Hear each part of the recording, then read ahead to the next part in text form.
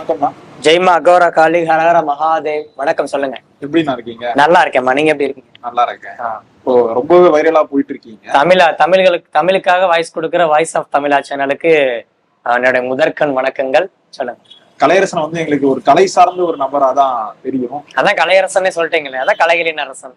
இப்போ வந்து ஒரு பார்க்க எங்களுக்கே ஒரு மாதிரி அகோரியம் மாறி இருக்காரு. இந்த வித்தியாசம் எப்படி நடந்தது? ஆக்சுவலி நம்ம திடீர் மாற்றம்லாம் இது கிடையாது. சின்ன வயசுல இருந்தே இருக்கக்கூடியவங்க தான். என்ன சின்ன வயசுல இருந்து அருள்வாக்கு சொல்லிட்டு இருந்தோம். மந்திரவாதியா இது மாந்திரிகம் அந்த அளவுக்கு தெரியாது, அறகுறையாதான் தெரியும். அருள்வாக்கு சொல்லுவோம். சந்தன மாரியம்மன் ஒரு சாமி மேல வரும். தேனி மாவட்டம் போடி நாயக்கனுக்குள்ள 14 வருஷமா நம்ம குறி சொல்லிட்டு இருக்கோம். லட்சம் மக்களுக்கு சொல்லியிருக்கோம். எல்லா வரமும் கொடுத்துருக்கோம். எல்லாமே பழிச்சிருக்கோம். எல்லாமே அகோரியா மாறுதுன்னு எனக்கும் தெரியாது. அதுவும் அகோரியா மாத்திருச்சாங்க. காசியில போய் அப்படியே அகோரி ஆயிட்டு. இதுக்கு முன்னாடி வந்து இந்த நிறைய வீடியோஸ் எல்லாம் போடுவீங்க இன்ஸ்டால, அந்த மாதிரி எல்லாம் பாத்துருக்கோம். அப்பெல்லாம் நல்லா இதை விட இன்னும் செலிபிரிட்டியா இருந்திருக்கு அந்த பீரியட்ல. ஆமா, திடீர்னு அது எல்லாத்தையும் விட்டுட்டு இந்த மாற்றம். அதுதானப்பா ஆன்மீகம். சாமின்னா அதானே. எல்லாத்தையும் விட்டுட்டு எல்லாம் என்ன இருந்தாலும் எல்லாத்தையும் விட்டுட்டு போறவங்க தானே சாமி. அதுல நான் கொஞ்சம் அகோரி சாமி, அகோரி பாபா. கல்யாணம் தான் நடந்தது. ஆமா, கல்யாணம் நடந்ததா? 3 புள்ள இருக்கு. கல்யாணம் நடந்ததா? கல்யாணம் ஆகி 3 புள்ள இருக்கு. இப்ப பையன் பிறந்து 14 நாள் ஆச்சு. இல்ல அதெல்லாம் விட்டுட்டு இப்படி வர்றதுக்கான காரணம்? முழுசா அவங்கள விட்டுட்டுலாம் போக மாட்டேன் நானு. அவங்க கூட தான் இருக்காங்க. அவங்கள பாத்துட்டு தான் இருக்கேன். ஒரு கண்ணு ஃபேமிலினா ஒரு கண்ணு இறைவன். அதுதான். இப்போ ஒரு சிலர் வந்து அகோரிகள் வந்து கல்யாணமே பண்ண மாட்டான் அப்படின்னு சொல்லி சொல்லுவாங்க. அகோரிகள் அதிகம் பேச மாட்டாங்க. அவங்க விருப்பம். அகோரிகள் பேச மாட்டாங்கன்னா அவங்க எப்பவுமே போதையில கஞ்சா அடிச்சுட்டு உட்காந்துருப்பாங்க. நீ போனா ஏய் அப்படின்னு மிரட்டுவாங்க, திட்டுவாங்க. இல்லைன்னா கண்டுக்காம அவங்க பாட்டுக்கு உட்காந்துருப்பாங்க. மந்திர தந்திரம்லாம் எந்த அகோரியும் படிச்சுக்கிட்டு இருக்க மாட்டாங்க எங்களை மாதிரி. அந்த அகோரியிலே சிவன் அகோரி, காளி அகோரி, சின்ன மஸ்தா, தாரா, திரிபுர சுந்தரா, காலபைரவர் இப்படி எல்லாம் இருக்கு. இதுல சிவனை தவிர மிச்சம் எல்லாருக்குமே மாந்திரிகம், தாந்திரிகம் எல்லாமே இருக்கு. அகோர தாந்திரிகம் எல்லாமே இருக்கு. சிவனகோரிக்கு மட்டும் பஞ்சாட்சர மந்திரம் நமச்சிவாய், அவ்வளவுதான், முடிஞ்சு போச்சு. அவங்க கஞ்சாடிப்பாங்க, எல்லாமே பண்ணுவாங்க. ஸ்விக்கில ஆர்டர் பண்ணி சாப்பிடுவாங்க. இப்ப அவங்க கோரியா நான் நான்வெஜ் சாப்பிட மாட்டேன். நான் செப்பல் வியர் பண்ண மாட்டேன். அப்ப இதுல யார் அகோரின்னு? ஆக்சுவலி தமிழ்நாடு வந்து அறியாமையில இருக்கு, சரிங்களா? ஆன்மீகத்துல தமிழ்நாடு வந்து 0 என்னைய கேட்டா. அங்க எங்க பண்ணாலும் எல்லாத்தையும் இப்ப என்னெல்லாம் பைத்தியக்காரன்றாங்க, மென்டலுங்கிறாங்க, பிசியோதெரபி. நானும் எனக்கே டவுட் வந்துருச்சு. நான் நிச்சயமா செக்அப் எடுத்துட்டு வருவேன், எடுத்துட்டு வந்து காட்டுவேன். ஏன் மென்டல்? நீங்க எல்லாரும் தான் பைத்தியக்காரங்க. உலகத்துல வாழ்ற எல்லாருமே பைத்தியக்காரங்க. நாங்கெல்லாம் காரியக்காரங்க தான். நாங்களாம் தெளிவாதான் இருக்கும். உங்களுக்கு தெளிவு கிடைக்கலன்னா அதுக்காண்டி தெளிவா ஆன ஆளுகளை பூரா பைத்தியக்காரன்னு சொல்லக்கூடாதுல்ல. அந்த மாதிரி நாங்கெல்லாம் சரியாத்தான் இருக்கும். நீங்களும் அதுக்குள்ள சரியா வந்தீங்கன்னா எல்லாமே சரியாயிடும். உலகத்துல எந்த பிரச்சனையும் நடக்காது. இல்லை, இன்னைக்கு சென்னையில அங்கங்க இந்த குழந்தைகளை தூக்கிட்டு போய் குத்தி கொண்டு விட்டு சித்திரவதை பண்ணிக்கிட்டு இருக்காங்க. இதெல்லாம் எப்படி நடக்குது? இந்த மாதிரி கிறுக்குத்தனமா, மென்டல் தனமா இவங்க பண்ற கூத்துகனால, இயற்கையை அழிக்கிறனால, இது இறைவன் இல்லை அப்படின்ட்டு ஆளாளுக்கு ஒரு கோட்பாடுகளை வச்சுட்டு தெரியறதுனால நடக்கதான் செய்யும். அழிக்கதான் இறைவன். சிவன் யாரு? அழிக்கிறவர் தான். அழிக்கதான் செய்வார். இப்ப கலையரசனையே இந்த மாதிரி சொல்றாங்கன்னா, இப்போ ஒரு பைத்தியம் சொல்றாங்க, இப்ப மனநலம் பாதிக்கப்படும் சொல்றாங்கன்னா, இதுக்கு முன்னாடி கலையரசன் வந்து ஒரு பெரிய முக்கிய நபரா இருந்தார் இன்ஸ்டாகிராம். அந்த கலையரசனை தான் மிஸ் பண்றாங்களோ? கல்யாணம் முடிச்சதுக்கு அப்புறம் தான் வந்து ஃபெமிலியர். கல்யாணத்துக்கு முன்னாடி நாட்டுப்புற கலையில தான் ஃபெமிலியர். கல்யாணத்துக்கு அப்புறம் வந்து ஒய்ஃப் அண்ட் கப்புள்ஸா ஃபெமிலியர், ஓகேவா? ஆனா கல்யாணத்துக்கு முன்னாடி இருந்தே வந்து அருள்வாக்குலாம் சொல்லிட்டு இருந்தால அதெல்லாம் ஃபெமிலியர் கிடையாது. நான் அப்ப இருந்தே அதெல்லாம் சேனல்ஸ்ல எல்லாம் போட்டு இது பண்ணி சம்பாதிக்கணும்னா நான் அப்பயே சம்பாரிச்சிருப்பேன். எனக்கு அதெல்லாம் நோக்கம் கிடையாது. சரி, வாரிசு வேணுன்றதுக்காண்டி தான் கல்யாணம் பண்றோம். வாரிசு எல்லாம் வந்துருச்சு அப்படிங்கும் போது அது திருப்பி இது வழியில தானே இழுக்க பார்க்கும். இல்லற வாழ்க்கையில உனக்கு குழந்தை குட்டி எல்லாம் வேணுன்றதுக்காக கொஞ்ச நாள் அந்த தோற்றத்தெல்லாம் வர விடாம சாமி கண்ட்ரோல் பண்ணு.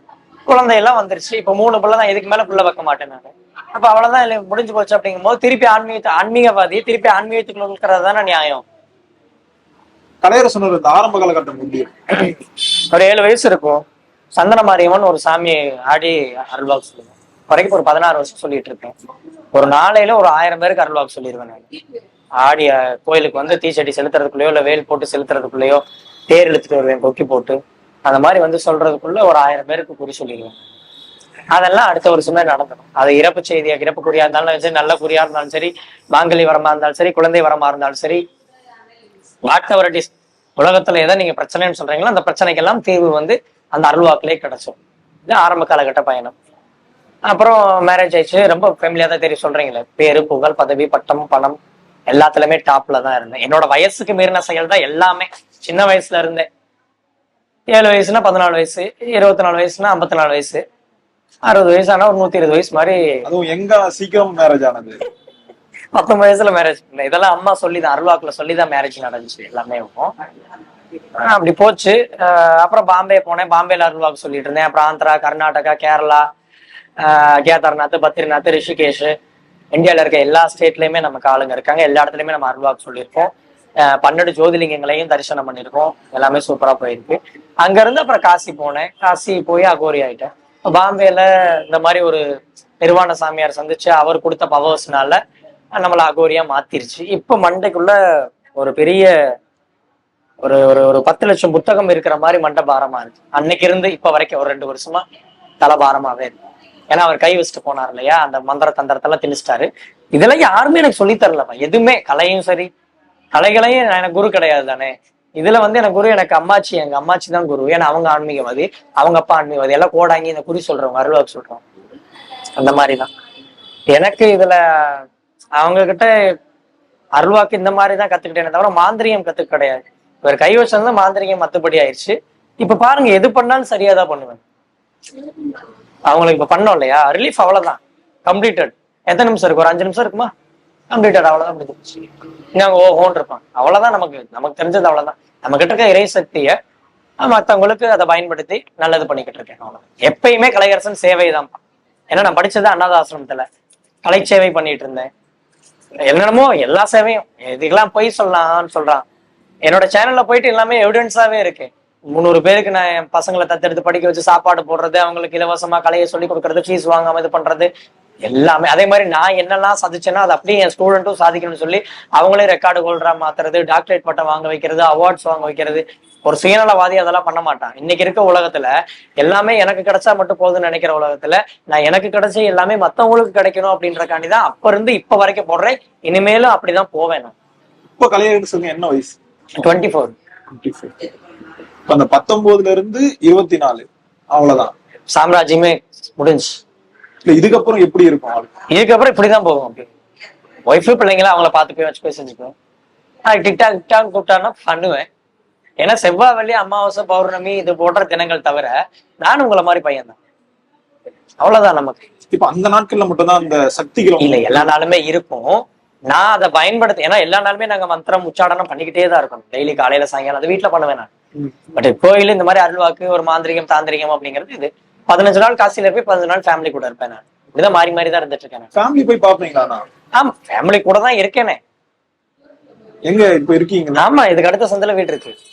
ஃபேமிலி கூட தான் இருக்கேன். ஒய்ஃப் பிள்ளைங்க எல்லாருமே நான் தான். ஏன்னா இப்ப ஏன் இதெல்லாம் ஒரு இதுல தமிழ்ல பார்த்தேன், மனைவி பொண்ணுட்டேனா அப்படின்னு போட்டிருக்கானுங்க. இல்ல இப்ப அதுதான் கேக்குறேன்னு.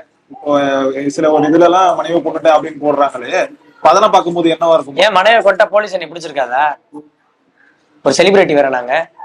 நேரத்துக்கு எவ்வளவு கப்பல் சுலாகர்ஸ் வேற எவ்வளவு ஊதி இருப்பானுங்க.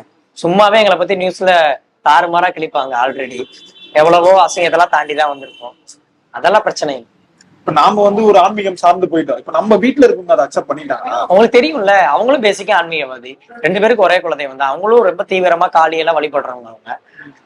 அவங்களும் சின்ன வயசுல இருந்தே தீச்சட்டி, பூ மிதிக்கிறது, தீ மிதிக்கிறது, வேல் போடுறதுன்னு எல்லாமே பண்ணிட்டு தான் வந்திருக்காங்க அவங்களும். சோ தெரியும்ல வீட்டுல ஒரு இருந்த ஆக்டிவிட்டிஸ்க்கும் இப்ப இருக்க ஆக்டிவிட்டிஸ்க்கும்.